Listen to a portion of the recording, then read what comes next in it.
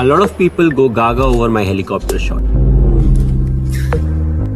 It might look effortless, but the truth is, it looks effortless because a lot of effort has been put behind the shot. It doesn't happen overnight. Hours of practice and dedication. People don't get to see that. What we do in a match is just a small part. What gets in before the match is what really matters. I strongly believe if you do the right things, you will get the right result. You get out what you put in.